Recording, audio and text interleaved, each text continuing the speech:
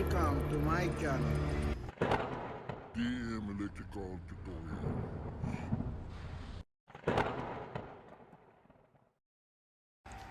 Hello everyone, welcome back to our channel.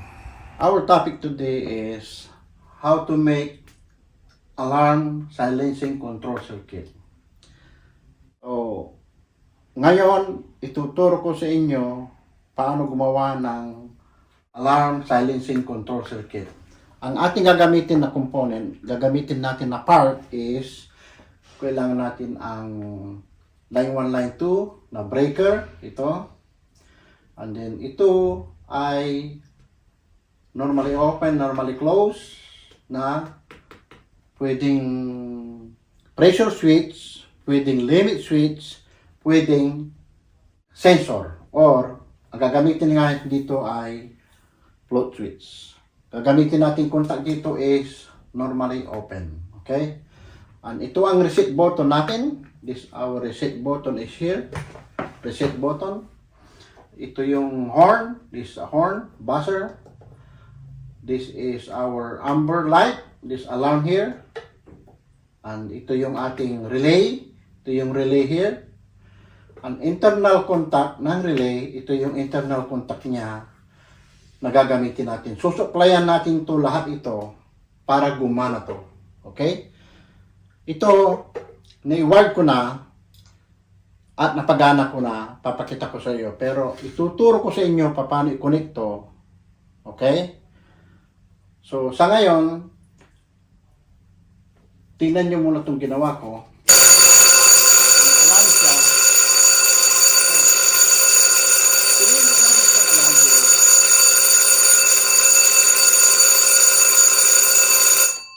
Pinress natin ang reset, titigil ang alarm.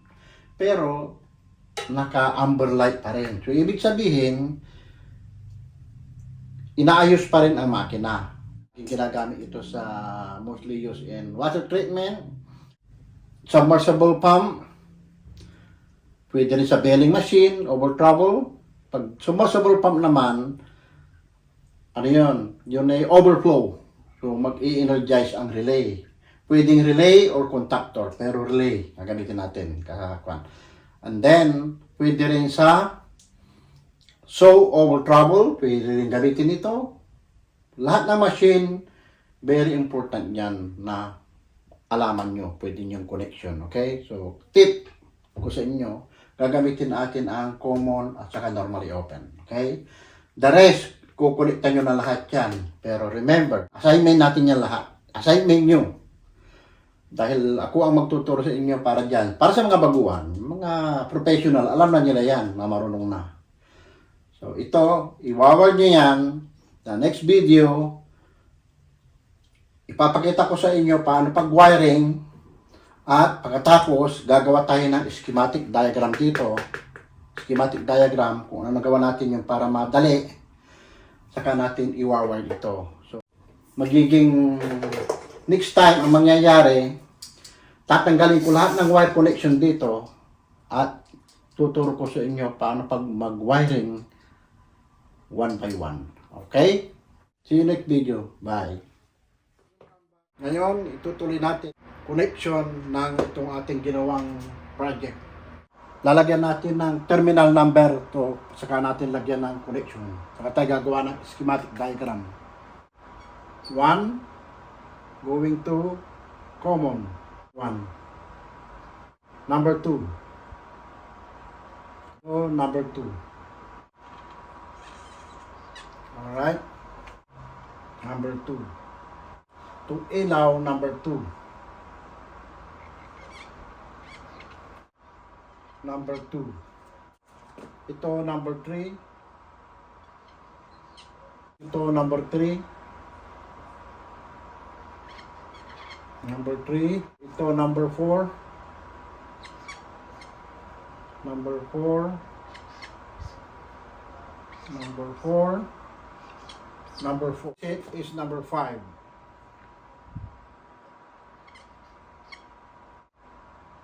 Number 5. Number 5. Yan yung relay natin. Okay. Ngayon, i-connect na natin to. Pagkatapos natin i-connect to, saka tayo gagawa ng schematic diagram dito. Okay? Itong terminal 1 natin, kukuha tayo dito. Dito tayo kukonect.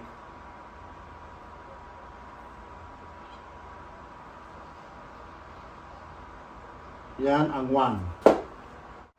Pag pumalo itong common na to, ito yung gagamitin natin pressure switch o kaya float switch, gagamitin natin.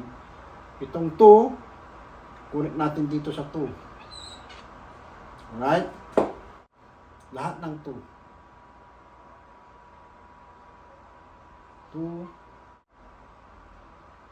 Dito. 2. Saka ito. Konektado dito. Number 2. Okay?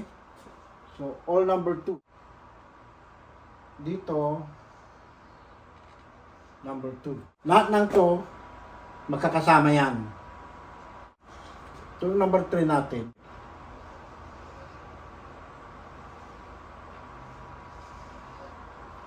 Dito yung number 3. Number 3. Okay? So, number 5. Itong number 5 natin dito.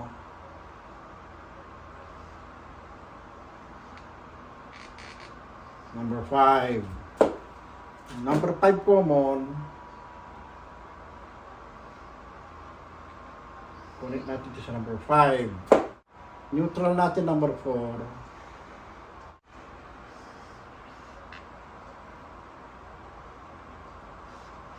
Number 4. Number 4. Kasama yan dito sa number 4. Then,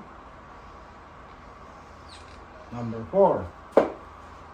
Ano pa? Kompleto na. Okay na. Ganyan lang. Lagana na. Pag pumalo to, meron na tayong supply dito sa common. So yun, close yan, nag-alarm na ang ating buzzer kasi may supply na yan. Alarm ng buzzer. So, at ito, nag-close yan, ang inverter natin ay nakailaw na. Right? Kasi may supply na tayo.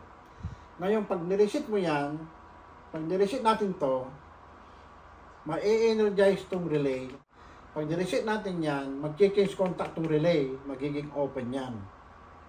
Open yan, magiging close to. So, pag nag-open yan, ibig sabihin, yung buzzer natin stop. Okay? So, ngayon, gagawa tayo ng schematic diagram dito bago tayo mag-wiring. Okay? So, line 2. So, line 1, nakakabit tayo sa common. Yung common natin, ngayon normally open. Normally open. So, punta normally open, pumunta yan sa 2, pumunta yan sa relay. Normally close. Pupunta yan dito sa normally close. Normally close, pupunta yan sa horn. Sa ating horn. Okay. Ganyan na lang natin ang ating horn.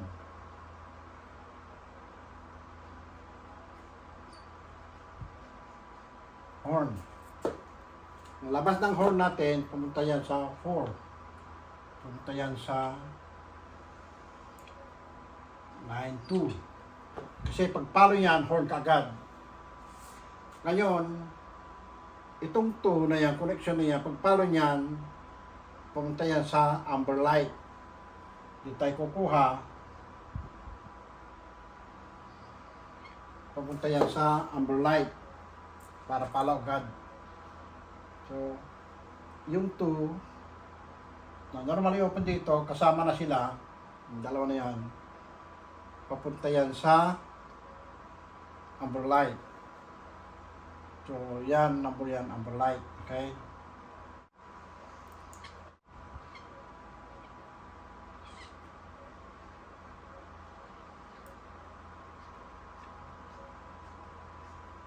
amber light pumunta sa 4. Sa terminal 2, line 4. Okay. So yan yung line 1, wire number 1. 1. So 2, terminal 2. Wire number 2, terminal 2. Terminal 2. Wire number 2 gamitin natin. So 2. Okay. 2. So ito normally close number 3. Number 3 yan, wire. Okay, tapos na. Pag pumalo yan, nag-alarm, palo rin to. Ngayon, kailangan natin ma-reset. Itong reset button. Reset button dito.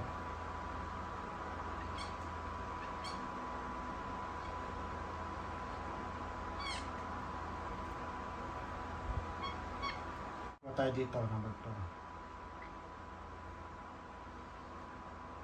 Alright? Number 2. Reset.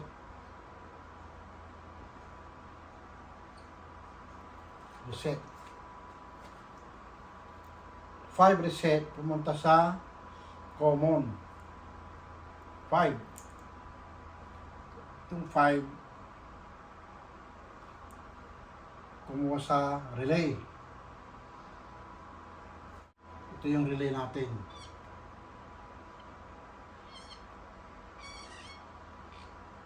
Okay. So, relay natin nakakonect sa 4. Ito yung wire number 4. 4. 4. 4. 4.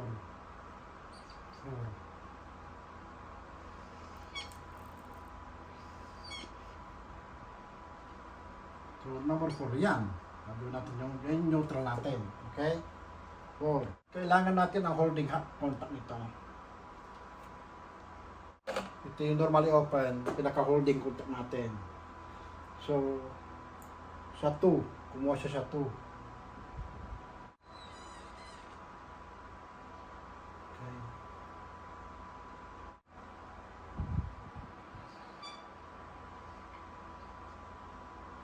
Ang number ng 2, 5 and 2.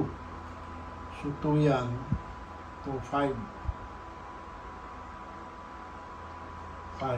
Pero ito ay normally open. Normally open. When you reset, this one close, this one open. So, yun lang. Ganyan lang, guys. Ganito lang kasimple. Pwede na yung wiring natin. No, ang tawag dito ay pictorial. Ito ang schematic diagram. Diba? Kung schematic, mas madali na i-wiring. Alright? Okay. Para hindi na masyado mahaba, next video, i-wire natin itong susundan natin para dito, para mas madali. Okay? See you next video. Bye! Ngayon ay tutuloy natin ang pag-wiring natin ng silencing control circuit. So, yung the last video, gumawa na tayo ng circuit diagram na ito. At ito na yung float switch natin instead pressure switch. Dahil wala tayong pressure switch, itong gagamitin natin float switch. Ito yung float switch na gagamitin natin. Okay? So, yung isang wire niya nakakabit sa line 1. Ang line 2, output niya ng itong relay, pag nag-contact, pupunta sa normally close. Kaya pag nag-activate itong close, start ka agad ang horn, buzzer, dahil nakakonect siya doon.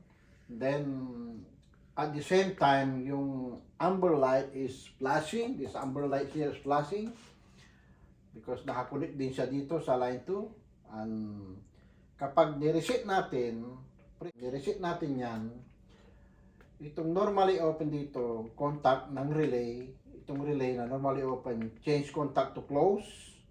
So, this one here, relay normally close, change to open contact. This one is disable or buzzer or horn stop.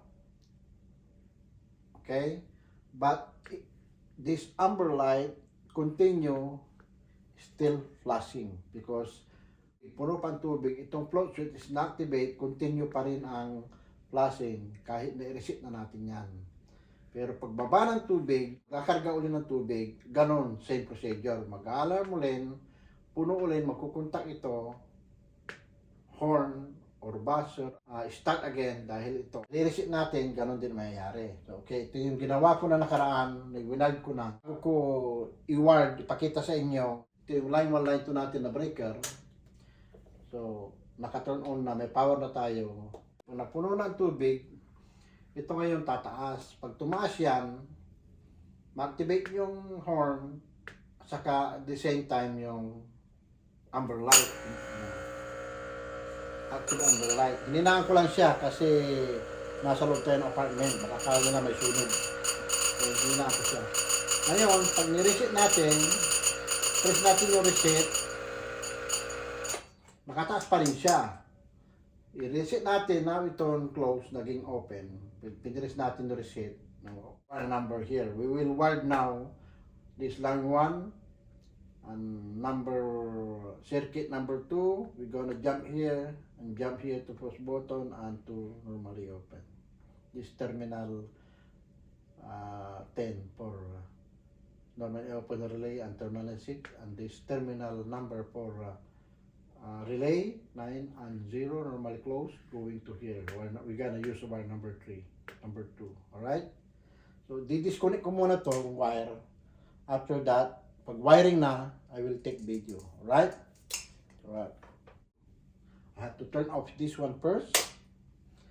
Then, I will continue disconnecting and video again. Right? Okay. Dinisconnect ko na ang ibang wiring pero hindi ko tinanggal lahat para hindi na tayo magtagal. Pero i-explain ko na lang sa inyo itong connection dito sa relay. Ito yung terminal ng relay 10 and 6. Ang terminal ng relay na normally close is 9 and 1. Okay?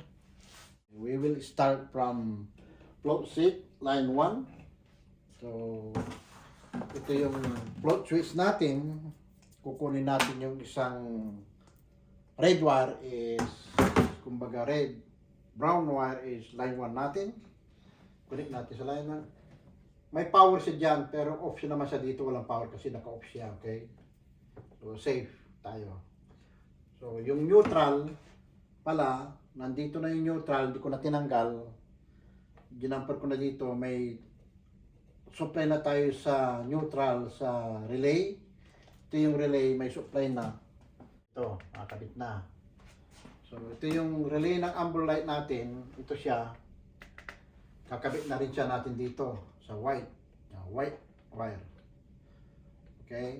So, relay line 1, nakakabit na tayo dito sa terminal block. Okay? So, float switch line 1, kabit natin sa line 1. Okay, line 1, float switch. Yung output ng float switch, kabit natin sa terminal number 2. Ito yung terminal number 2 natin, jumper na yan. Hot wire, lagitnahan dito. Yung isa, patay naman siya. Okay. Lagyan natin dito. Ngayon, jumper ko yung 2 because 2 going to normally close. This is normally close here. Terminal 9. And this is amber light number 2. This is amber light natin. Okay, kabit ko muna itong amber light number 2.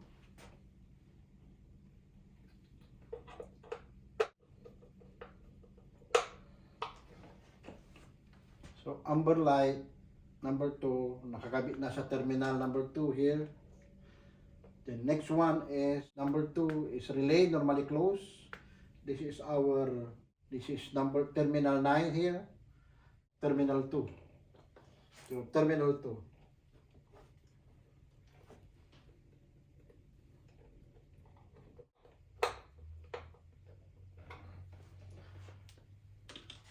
At ito yung amber, nakakabit na. Next one is terminal 2. We need number 2 wire going to reset button. Number 2, go to here, terminal number 2 here.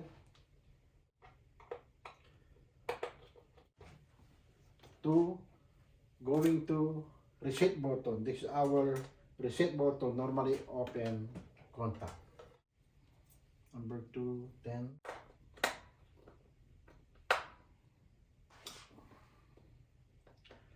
Going to number 2. Number 2 here. Going to number 2. Terminal 10, normally open. Connect to number 2 here, jumper. Okay.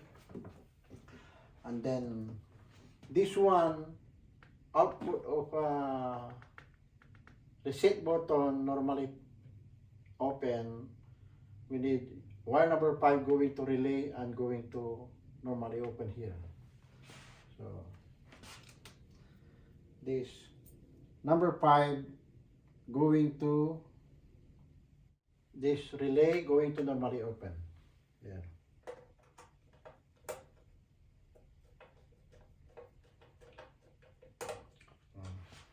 Now we need normally open here, going to this one connected already. We need jumper here going to normally open contact. So this is terminal 6. This terminal 6 relay here, normally open, 5 wire. Terminal 6.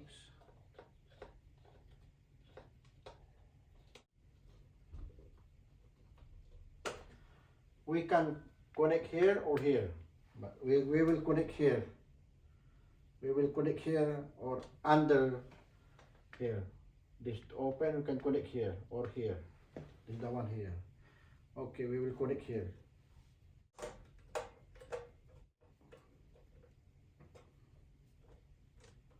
And now done.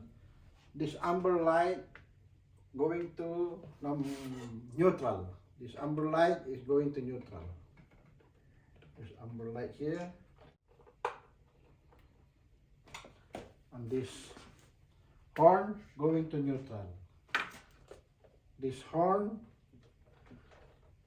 is going to neutral. And one horn going to number 3, going to normally close. Already connected here. Number 3, normally close the horn. Okay, so this horn already connected to normally open. So that means contact connection is done, finished. Testing na natin guys. Okay, turn on. Float switch is water is low. So when water is full, amber flashing alarm is humming, and then when operator receive this button,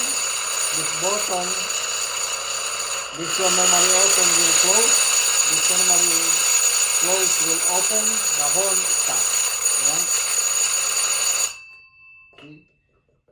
When you press this one is changed to normally close. This normally open become close. So this one here is disabled, stop.